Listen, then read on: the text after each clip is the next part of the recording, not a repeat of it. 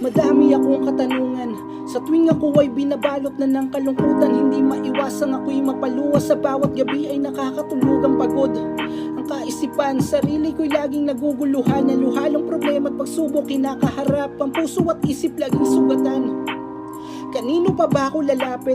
Tinawanan at tinabla na ako nung mga taong akala ko'y may malasakit. Sa lupit na ba ako kakapit? Hindi, di ako talunan. Nandyan pa ang Diyos, handang makinig, manampalataya ka lang. Alam kong may magandang plano siya para sa akin at para sa'yo, kaya wag mong sirain, sayangin ang buhay. Napakaganda ng mundo, yan ang totoo. Madami tayong kasalanan, hindi lang ako at hindi lang ikaw, pero kung hihingi mo ng tawad ay bibigyan ka ng liwanag.